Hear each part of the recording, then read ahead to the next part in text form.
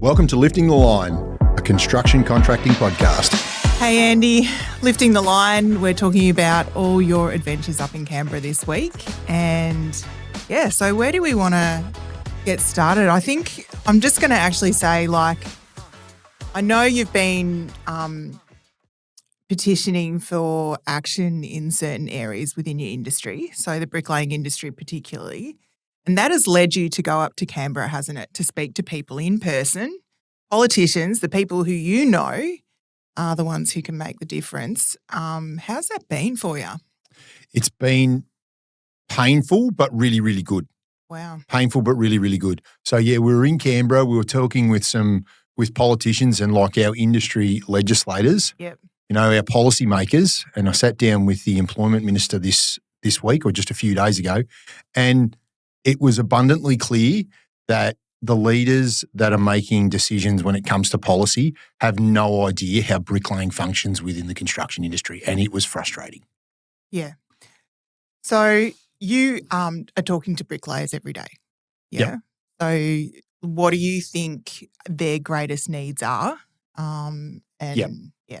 Yeah. Look, so there's, and I don't want to sound like I'm harping on about problems, but I want to talk about the problems so we can talk about a solution. So there's 3 or 4 factors within bricklaying that are causing the industry to retract unbelievably quickly. And the biggest part of our industry that we're losing at the moment are the sector that are employers within residential construction. Right. So it's at a point now where have you heard that saying about, if there was a pot of boiling water and a frog jumped into it, it'd jump straight out because it was hot, right? And it was boiling, right? Mm-hmm. But if you put the frog in when it's cold and then slowly turn it on and heat it up, yep. What's happened in bricklaying, and it's in construction across the board, but affected bricklaying really badly, is the way construction happens in residential, especially in volume domestic. The way we build has changed slowly over 10 or 15 years, or probably 30 years really. And the way the safety compliance, the employment legislation, the regulation has slowly caught up with us, and we're still trying to run bricklaying businesses like we did 20 years ago. And that's almost impossible to do. And there's a couple of factors that are out of bricklayers' control that are making it near on impossible. So is there a central area where, because I think about my industry and how I'm with people all the time, it's almost like the industry I'm in creates a centrality where the information gets fed to about these changes. But I'm wondering with bricklayers, because they're isolated, they're out on jobs, they've got all these little networks of businesses that are all operating. Where do you come in trying to bridge a gap with what's all that information that you're saying, all the changes that have happened in the last 20 years? Maybe you've had a bricklayer that hasn't reached in for that new information in the last 20 years. Where do you see yourself in that? Yeah, well, 100% as an association, as Bricklayers Association Australia, we're there to inform everyone of what they need to know to be compliant and what's changing within the industry. But that's not the big factor. That's not the big issue that they can't find out what they're supposed to be doing. There's a couple of major reasons that bricklaying's really struggling. So there's less bricks laid now in residential construction than there ever has been. Because of all the other kind of materials that are getting used? Not necessarily because of the other types of materials, but because of the way the construction's changed. Okay. Yeah. So once upon a time, we used to build smaller houses with smaller windows, brickwork around the outside. Sometimes there was solid brick. But even if we go back 30 or 40 Fully years brick, ago, all that. we used to do large buildings of brick, supermarket complexes, factories, things like that. Now all of that's done with tilt-up concrete. So we don't lay much in those. So there's less brickwork in houses now, and it's more face brickwork than ever before. Unless you go to maybe WA where they still build solid brick. But that's starting to change too.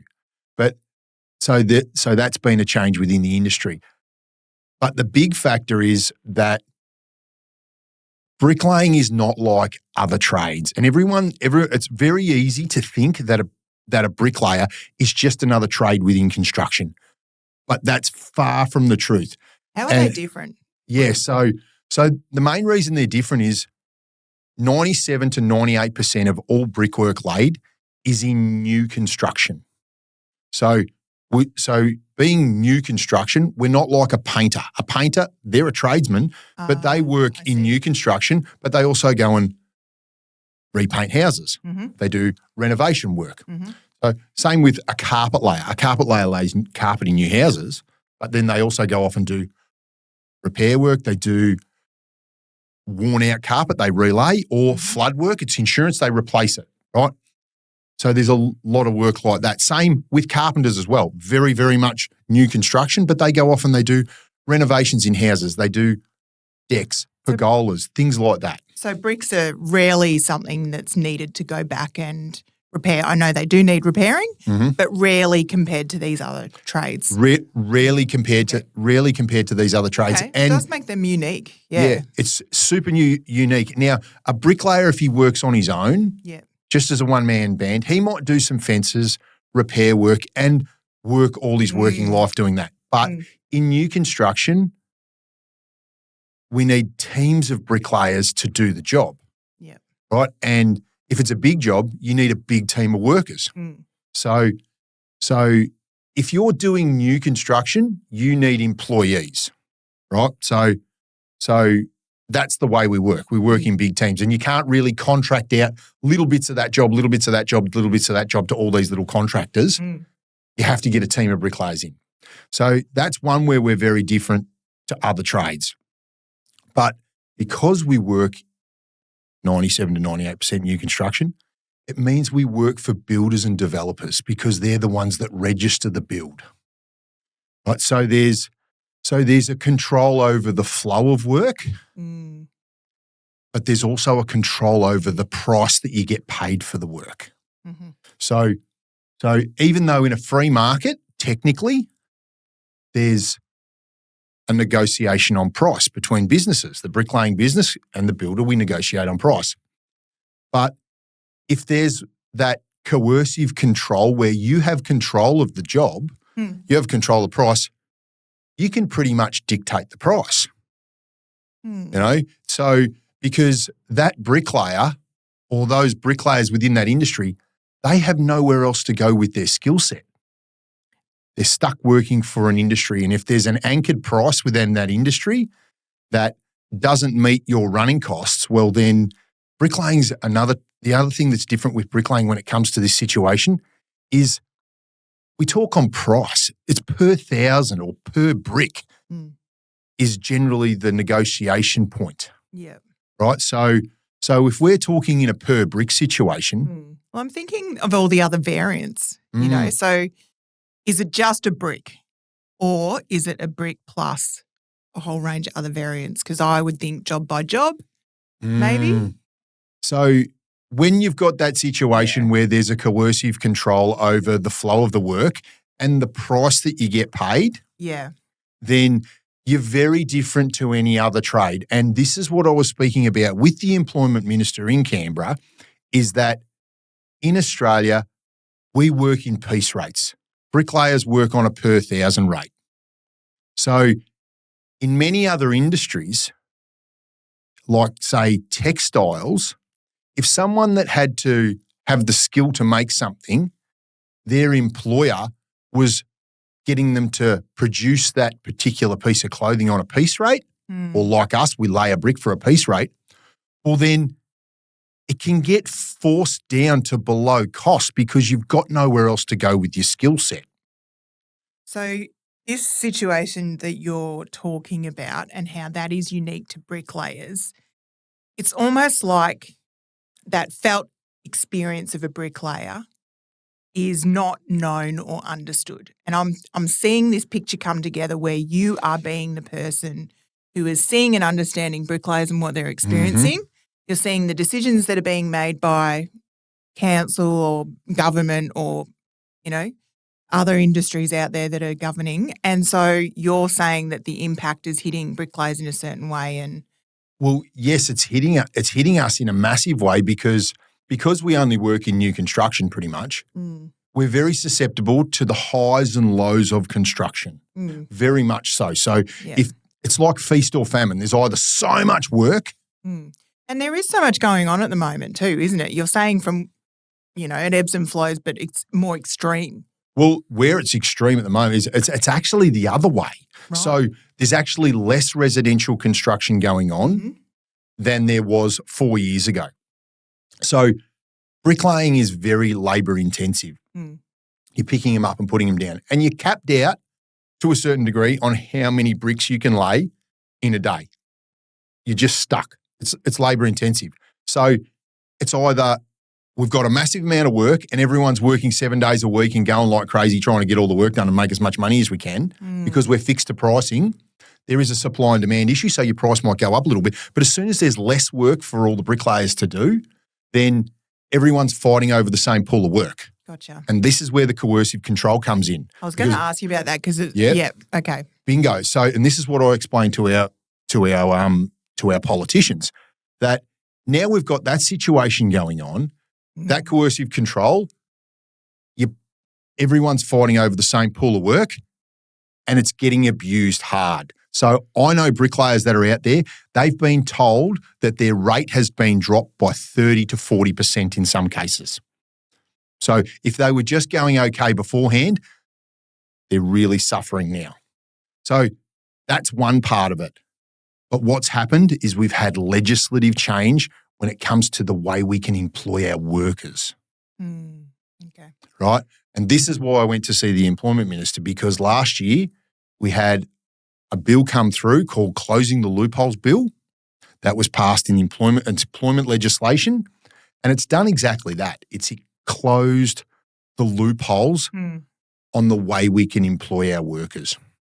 So I'll explain how that works a little bit, right? Okay. So in construction, since the ABN came in back in 2000, and I'll be honest with you, from my perspective as a bricklayer and someone that's passionate about the industry, ABNs have been one of the number one things that have destroyed the skill level and the amount of bricklayers in Australia, right? And the reason for that is there's this thing called sham contracting, where if someone works employee-like, they're supposed to be employed as an employee and be paid their superannuation and have their work cover paid for them because they're working as an employee, right? I said before that we work as teams of workers because that's what we need. We need teams of workers. So that means the principal bricklaying contractor, the guy that's taken on the job with the builder, everyone working under him, they're an employee. They come to work at 7 o'clock. They have their lunch at 11. They knock off at 3. They work like an employee. It's very hard to individually contract all your workers out. Like in some industries, where I talked about carpet laying earlier, one carpet layer can go out and do a whole house. And they do. They cut up all the carpet back at the warehouse. They take it out in rolls and they roll it out into the rooms and they lay it themselves. Or they might have an apprentice that works for them. That's fine. They're an apprentice. And 2 of them do the job. When you're doing a house in bricklaying, you can do it with one person and apprentice, but it takes too long. We have a productivity issue that we need to have teams of workers to get the job done quickly. Now, there's a multitude of reasons why that's preferable for a builder. Productivity-wise, get it locked up for the weather, we can get our payments quicker in our contracts, all of those sorts of things. So it's preferred to have teams of workers, right? So if I come back to what I'm saying about the employment changes, so ever since GST came in, there was what was classed as sham contracting. But there was always these grey areas that you could employ a guy on an ABN, even if you might have technically been having to pay his employment entitlements. You could kind of get around it and just say, oh, we're including all of that in your price.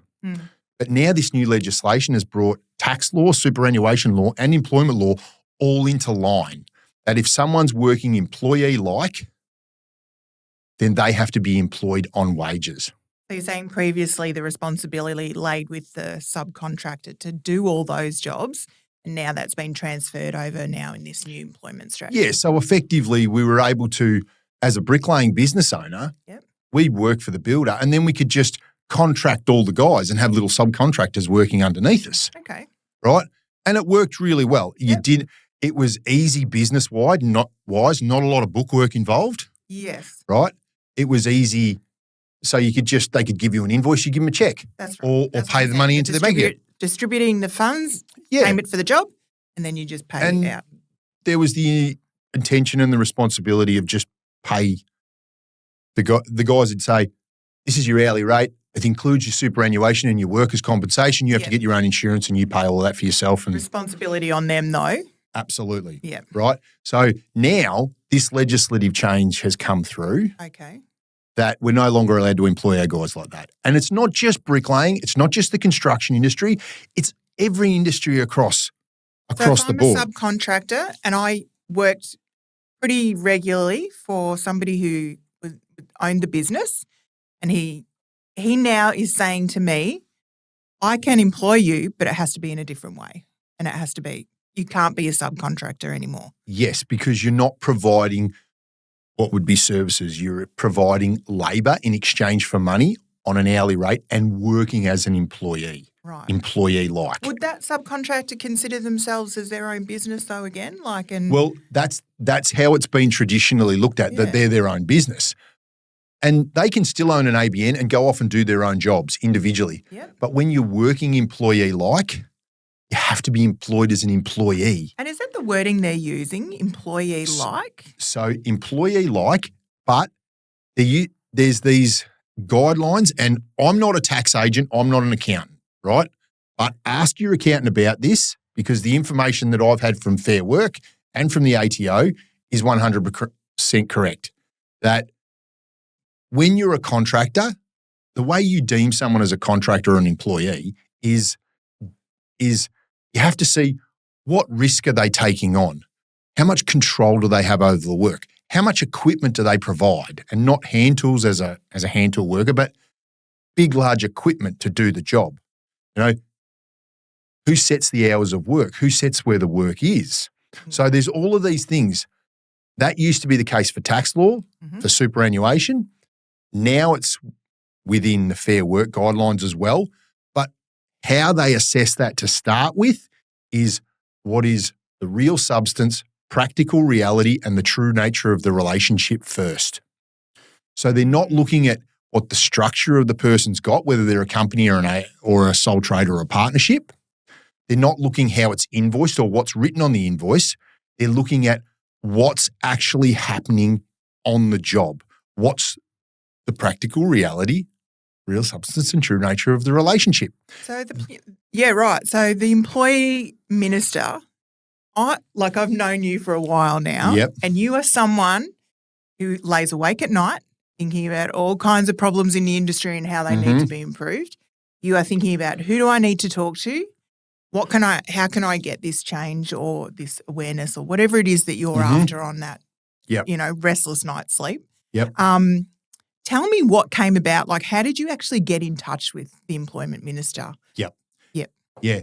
So I saw this being tabled a couple of years ago, and when I read through it, I went, I can see what's going to happen, and this is going to affect bricklaying more than any other industry. That little frog that's gradually getting hotter and hotter in the pot, the creeping up of these changes. Yeah. And you're thinking people are going to get caught out. Yeah.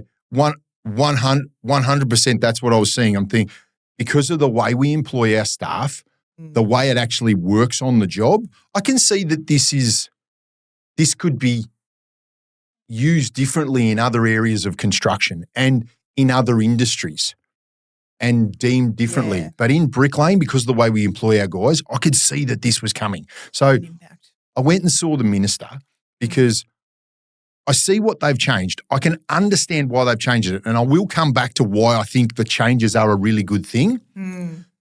But in our situation, there was two problems that need to be addressed, not just the one. Okay. They've changed the employment change, but they haven't done anything about the coercive control.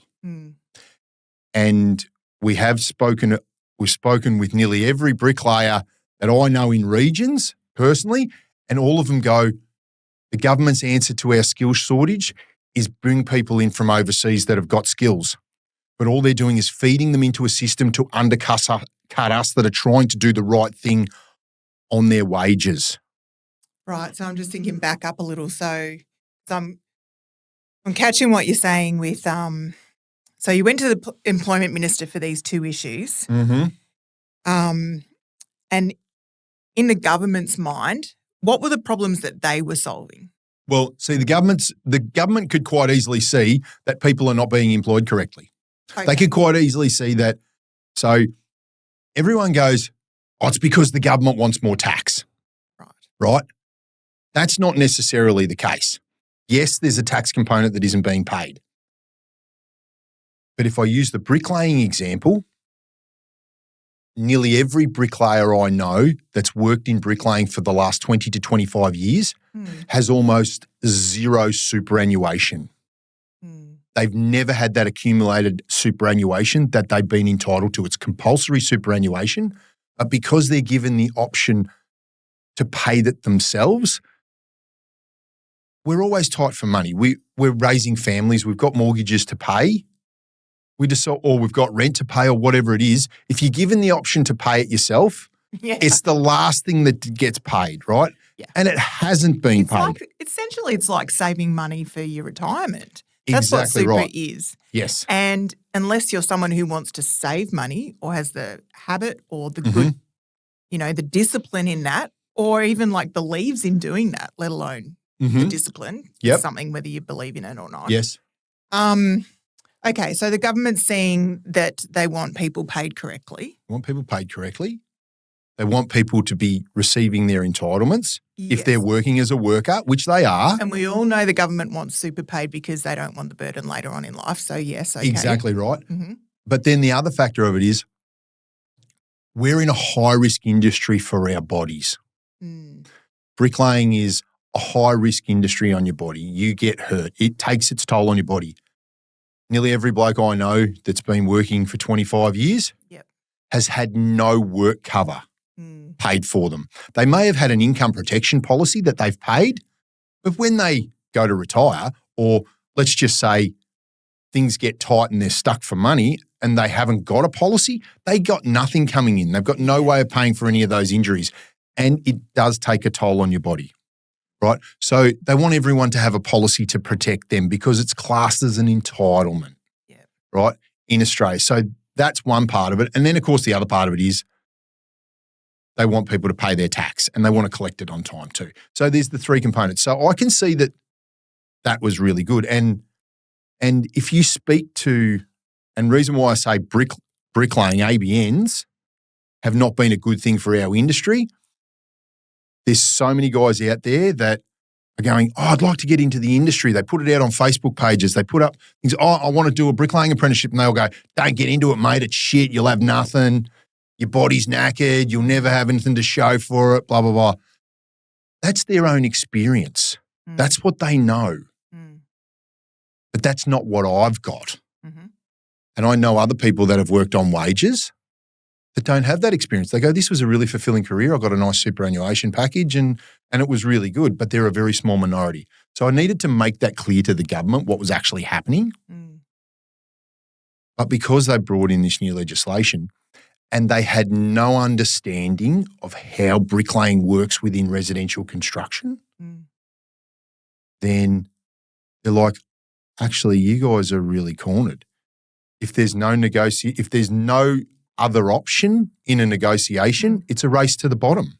So just I'm picturing where you are. Where did you meet the minister to have this conversation? So I met her at Parliament House. Right. And what's her name?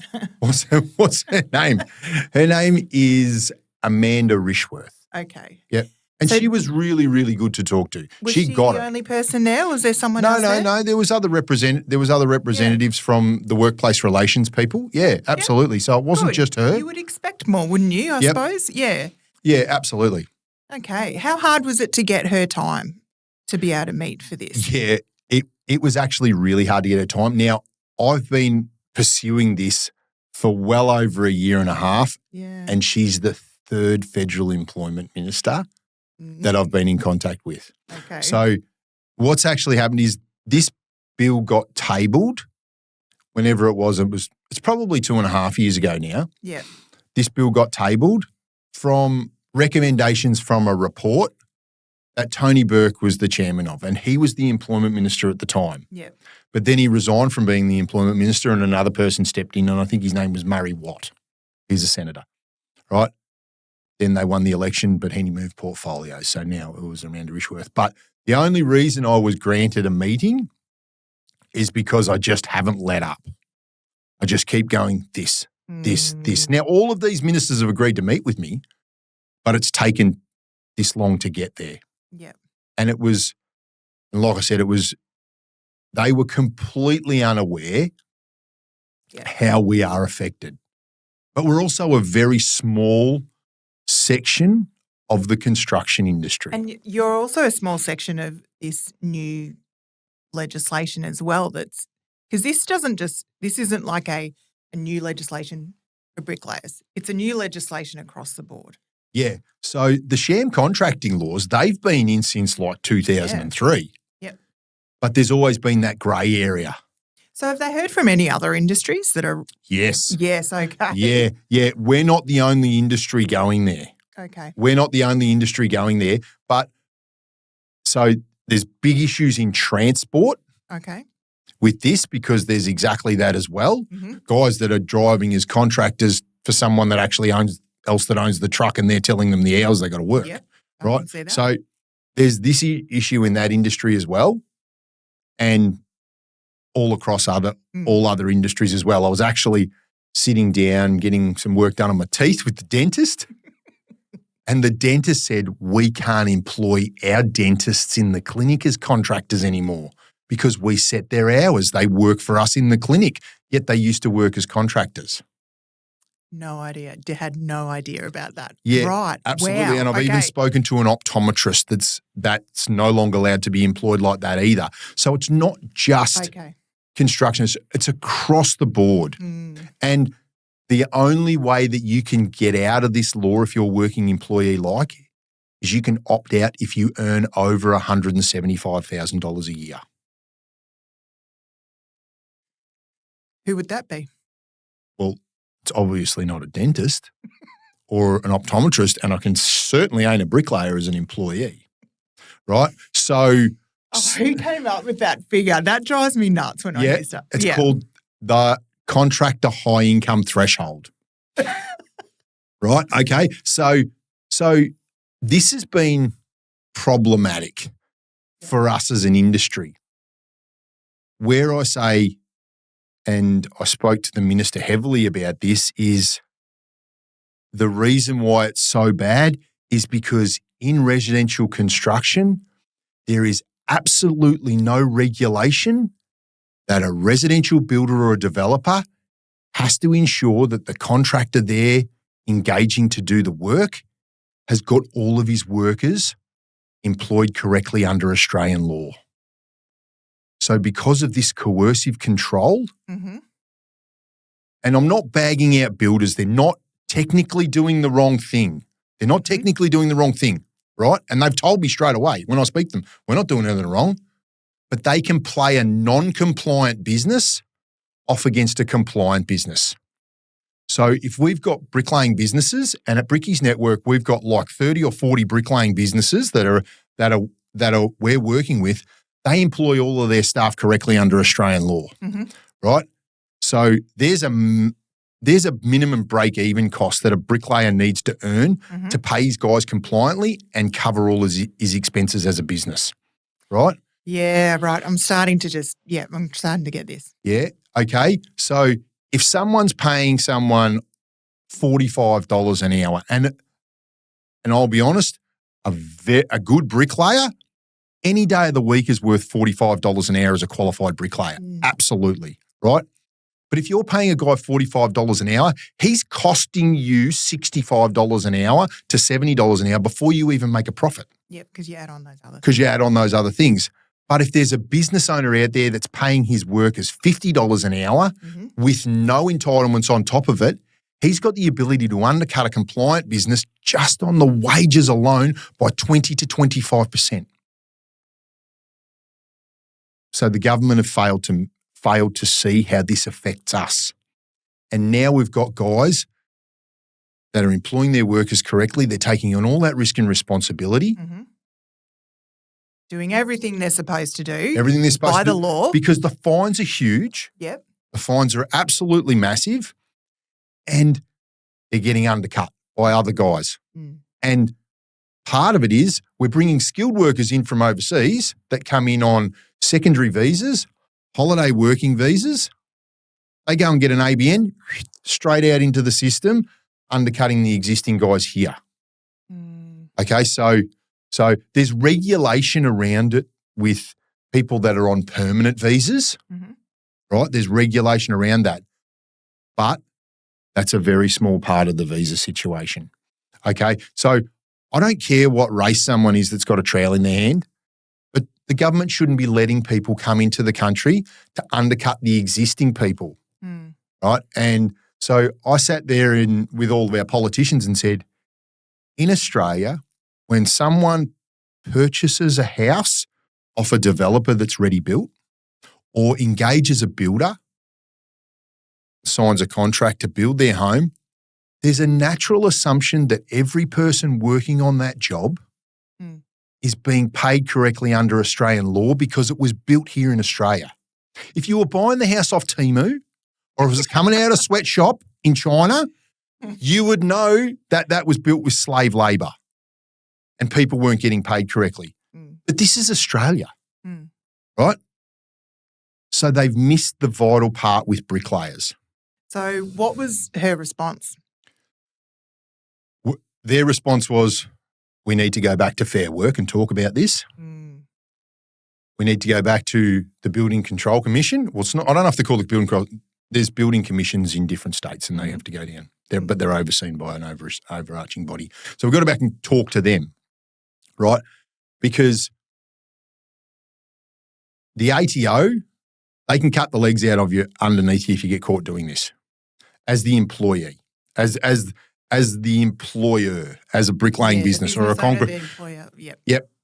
Okay. So if I jump to another little part of it is that as soon as you put guys on as employees and they're not contractors, and that means they're not responsible for all those things themselves, that means you as the business owner, you've got a lot more employer responsibilities that you have to take on under Work Health Safety Act. Yep.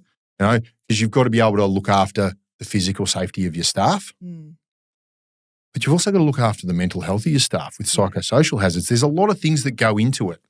So, and all of that's been dumped onto the business owner. Okay, so that's another part of it. You know, so yeah, the minister's sitting there just going, yeah, we have to do a lot about this because Fair Work, they can go and fine and investigate the employer.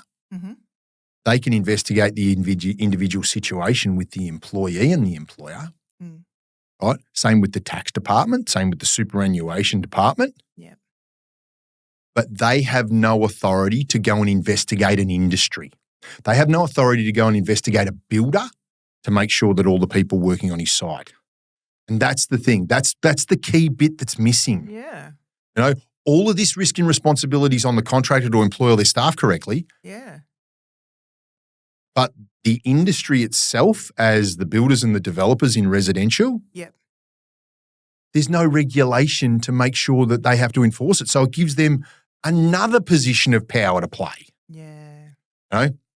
And like I said, I'm not ragging out at builders. They're not technically doing anything wrong. The system is allowing them to work that way. So where did you end up? This conversation, light bulb realization. Yeah. Yeah. How did you end your time with the minister? Like, where did it? Yeah. So where did it end up? So it ended up that obviously we can't make a decision and make any answers then and there, and it's government.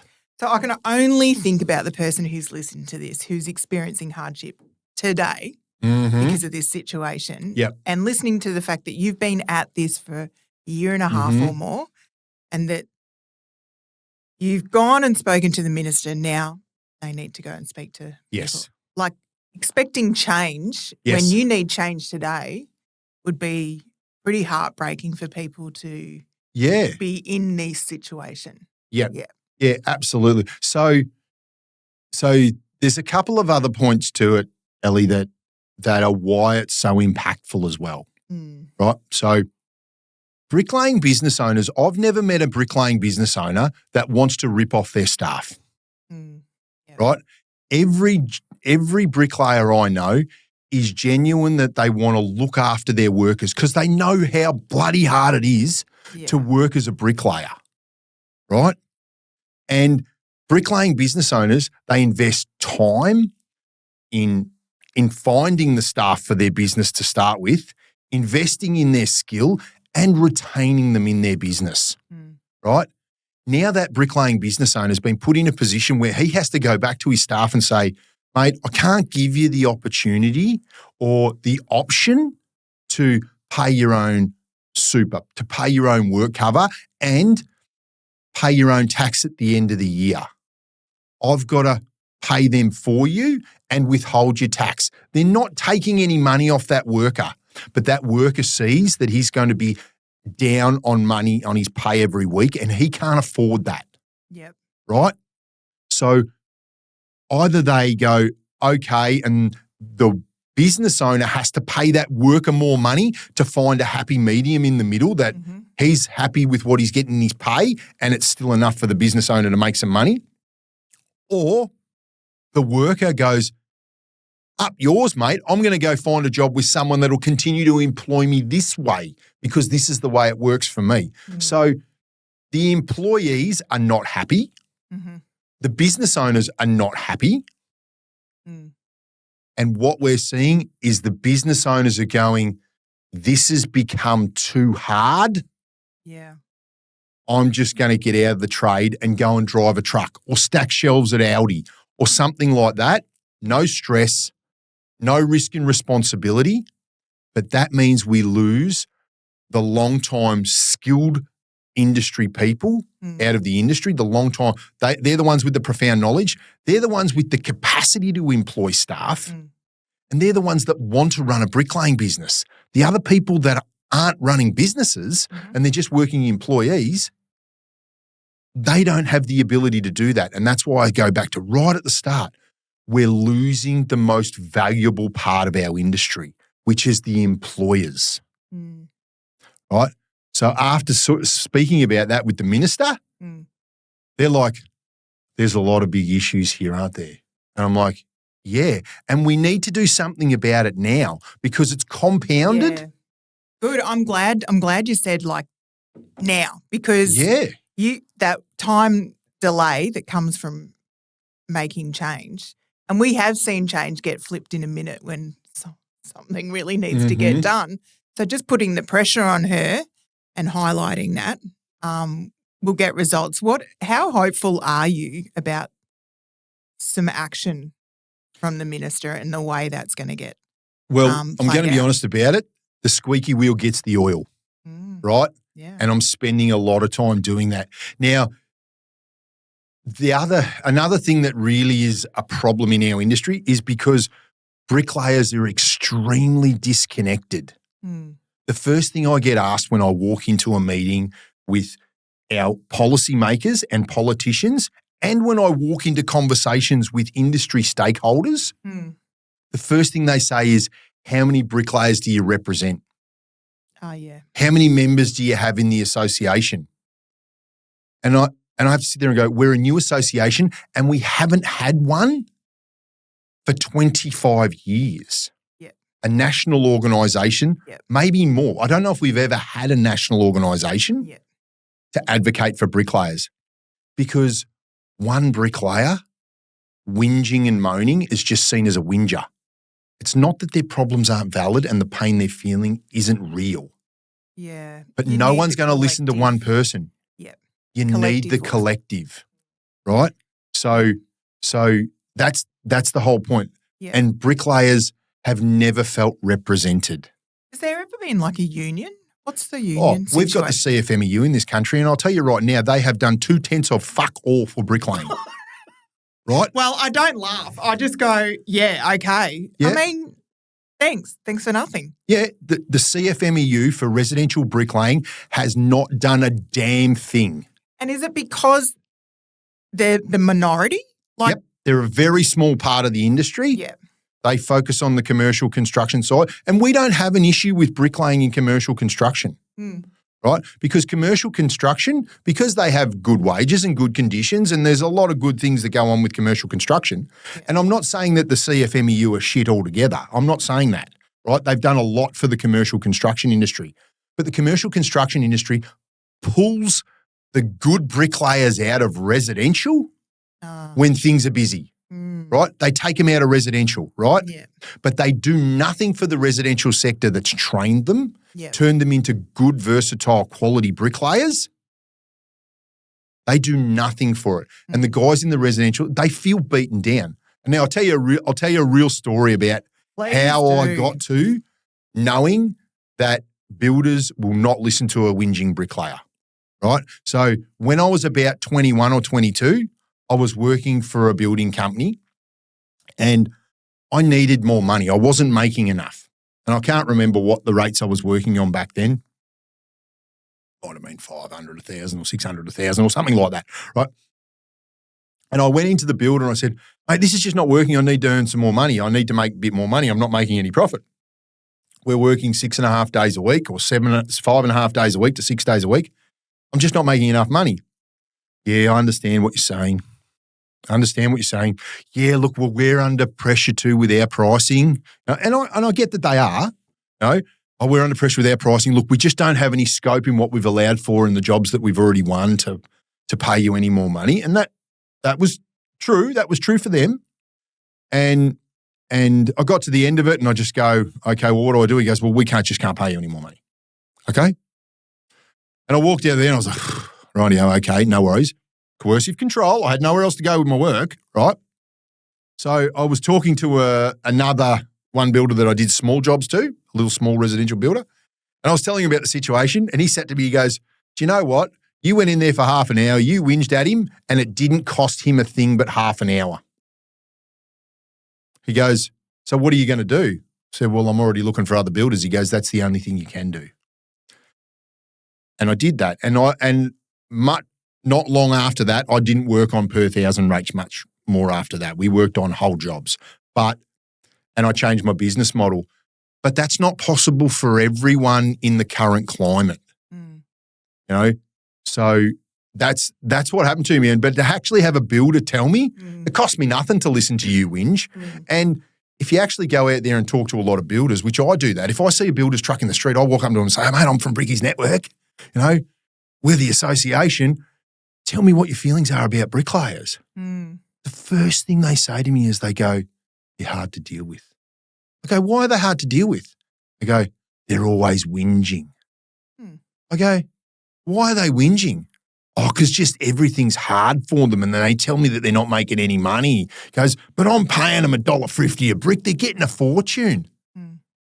But the builder has no idea what it's costing him to run his bricklaying business.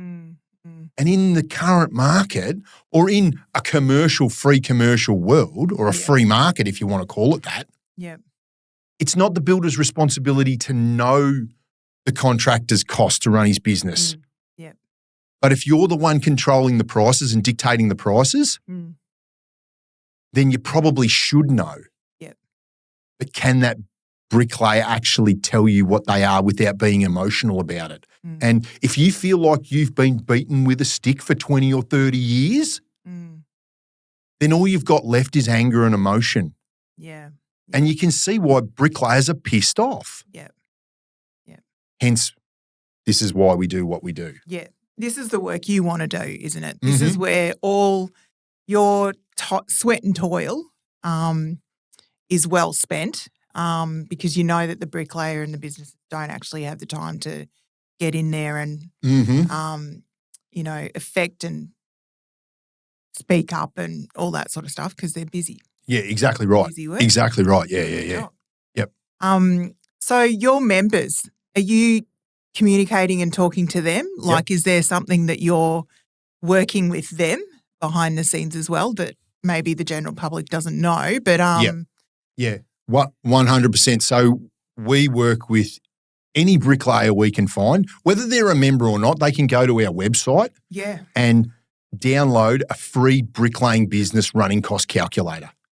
And it will tell you when you enter in what your costs are and what your labour costs are, it'll tell you exactly what it costs to run your business and how many bricks you need to lay every day when you're on site to break even and make a profit, right? Most people don't know that. Most bricklayers don't know that. They're just like, we're just going to go like hell, lay as many bricks as we can and hope the hell we've made enough. A lot of the time they're not, right? And I'll say 50% of the time they're not making enough money to cover costs. So you're supporting them with a good business model that helps them, make money. The other thing you're supporting them with is adjusting to all these changes. Yes. Yes. Yeah, absolutely. And so like they're problems and there's some of the solutions that we're working on, right? The big one is it has to change has to come from both ends. So it's got to come from the top, legislative change. There has to be support in the middle from the stakeholders. So when you're a bricklayer or when bricks get installed on a house, and now I'm going to talk about brick a little bit because brick's what I'm all about. Bricks are probably the most durable external product that we can put on a house. They're probably one of the most versatile products that we can put on a house. Everything else that's being used is inferior compared to that, right? Sometimes they might be a little bit cheaper, sometimes they're not. Because bricks are labour intensive, a lot of builders and developers push towards products that can cover an area quickly. But there's maintenance costs involved in those, and a lot of them suck up moisture, or the water gets into it and has to be maintained all the time. Bricks, they're just good product. It's the best that we've had, and there's nothing else that's proving to be better. So when there's change needs to be made, it has to come from both ends. Right? So there's the legislative policymakers at the top that are government, and then in between there's all the stakeholders. And the bricklayers down the bottom. Now, bricks are probably the most versatile and resilient product that we can use on the outside of a house. It's going to stay. It's going to stay forever. It's not going anywhere. But when we use bricks on a house, there's kind of three components. Okay. Right? The manufacturers make the bricks. Right? The builders purchase the bricks off the manufacturers generally, unless the bricklayer is doing supply and install, but in residential, that's very small. The builder sells to the builder, the manufacturer sells to the builder, and the builder engages a bricklayer to install them.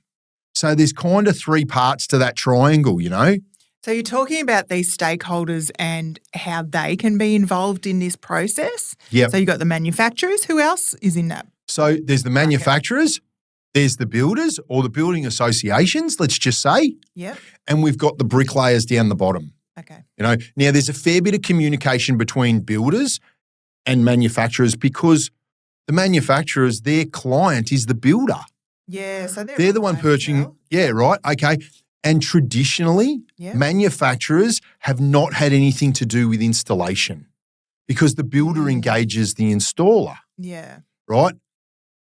But we're all equally needed to get the outcome, to get those bricks laid and installed on the job, all three parts. So all three of us have to work together to make it that it's commercially viable and a bit of profit in it for everyone. Because if it's a case of the manufacturers make the product and they make a profit on it, the builder purchases off it, they sell the house, they make a profit on it. But if the bricklayer's not making any money, then the industry falls away. And this is where I get to that it's that frog in the pot thing. the industry's changed. The way we do the work's changed, right? The way we build the houses is changing to use less of the material, right? Or change the way that we build, right? The compliance coming in, the employment stuff, all of those things, they've all caught up with everyone, but it's impacted the installer the most. It's impacted the bricklaying business owner the most, right? So if we don't work together to solve these problems, then the industry is going to keep going in that rapid decline of skilled quality tradesmen. So if government asks you, or the minister asks you, or whoever asks you, how many bricklayers have you got in your industry, and you're saying only 30 and 40, you're also saying, though, that you have met with all these other stakeholders. So you've got more than in your industry involvement. You've got more than just the bricklayers themselves as business owners. Yeah. You've also got the manufacturers now. You're having conversations with them. Of course. Think Brick, Absolutely. conversations with them. Brick and Block. Of course. Whoever, so all these industries are coming together, and you are very much playing a key part in that. Yep. And I'm seeing you as a bricklaying industry, front facing to your bricklayers and your businesses, the bricklaying businesses, but then you're also front facing to the people who need to be hearing the issues of the industry as well. Absolutely. So, I asked you before, like, where did you end up in your conversation? And, you said that the minister heard you and listened and realised some things and was to go away and to actually do some work. Is there any way you're going to hear, or are you going to be involved with something that's going on with that? Yes. Yes, definitely. So there's a commitment to work to keep working. You're not going away, right? Well, as I was walking out, I've been dealing with politicians for long enough now to know that you never leave a meeting without putting them on the spot to go, what's the next step? Of course, what's the next step? So we'll wait for that in the next couple of weeks to find out what comes back to me. And of course, I got all the contact details to go, it's been a couple of weeks, because you have to, it's the squeaky wheel gets the oil. But you need to ask me, so what's the solutions? Right, okay. Yeah. So you ended on a note where you were talking about what the next steps are. What do you think the solutions are? Yeah, so they're all the problems. They're all the things that we're doing to try and get change. Ultimately, what are the solutions that are going to fix this problem? So, one, we need to change some regulation around not being able to have bricklaying businesses' clients play off one business against another business that is just having the ability to undercut because they don't pay their workers correctly. We have to have regulation there, right? Yep. So that's one. A secondary thing that will help but will not fix the problem. So licensing of bricklayers around Australia will help to increase the skill level of bricklayers, right? Because this is driving the skill level down, right? So licensing would help to increase the skill level. Yep. If everyone had to get a qualification that gave them a license to be a bricklayer, and not a license like a contractor's license that you've got financial capacity to be a contractor, right? A license that shows your qualification, right? Because in Australia, less than 40% of bricklayers in Australia have a qualification, like a piece of paper that says you were qualified, that you went to trade school, right? Yeah. Okay, so licensing would help. But the problem is with licensing will not fix the issue with the builders being able to play people off against each other because we're only doing that work for the builders and the developers. If everyone's got a license, it's exactly the same position. It's just they've all got a license, right? And if someone's got a license, well then race to the bottom, they're all going to accept the work still, right? And that's because they're in a coercive position, right? Right. So licensing won't.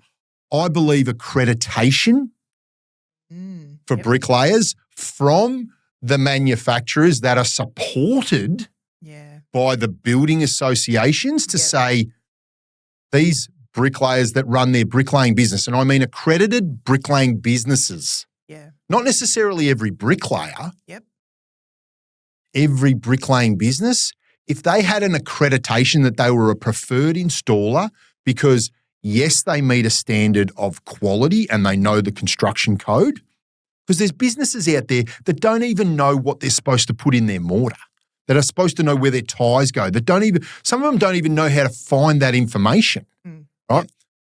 That they have that. They have knowledge of the industry. They have knowledge of the code.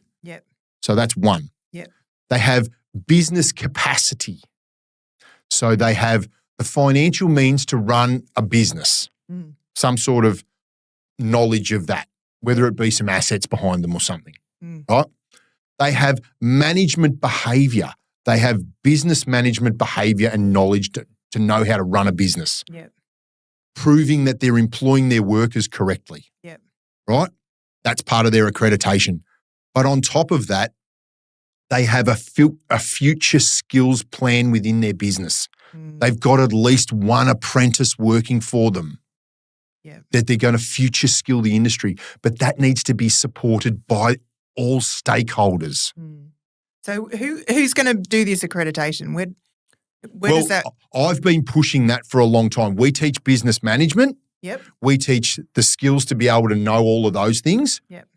I would love us to be the Bricklayers Association Australia, to be the one that carries that accreditation. I don't believe it can be the building associations because most bricklayers, because of that situation over the last 30 years, they don't trust builders.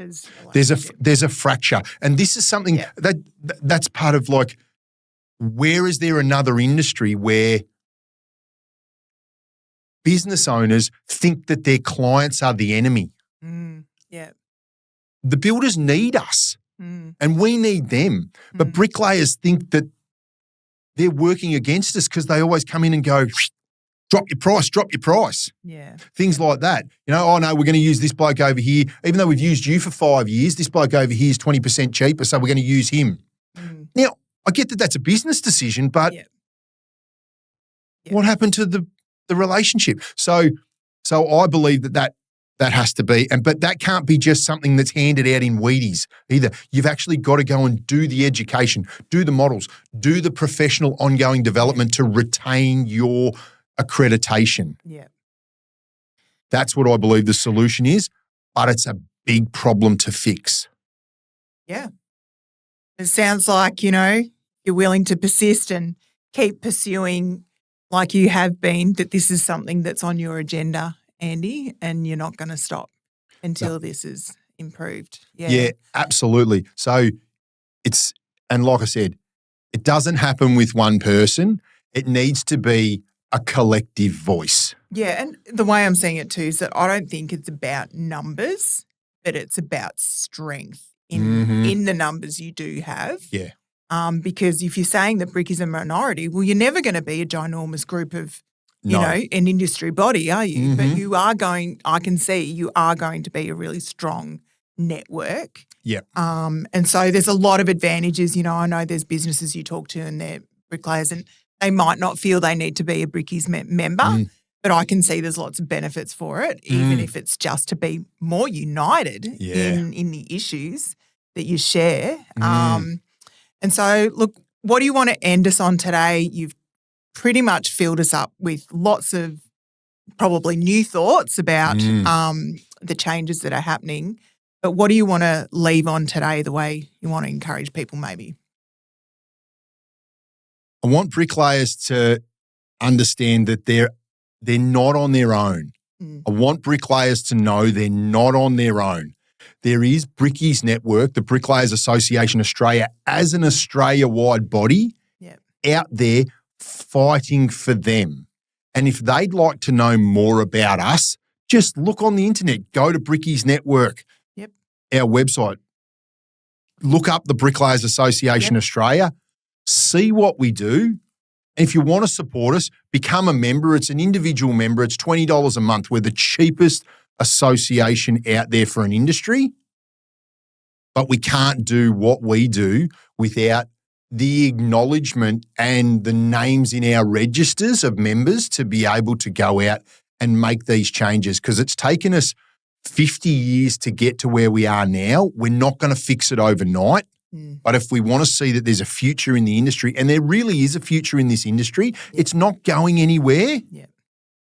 But if we want better conditions to be able to be paid what we're worth for the skills that we accumulate over decades, then we have to work together to get it. Yep. Great. Well done. I think we've had a great session. It's been awesome, Andy. Any chance you're going to Canberra again soon? I don't know if it'll be soon. I reckon I'll be back there within the next 6 months, though. Okay. Very good. Well, great job for everything you're doing. Cheers. Thanks.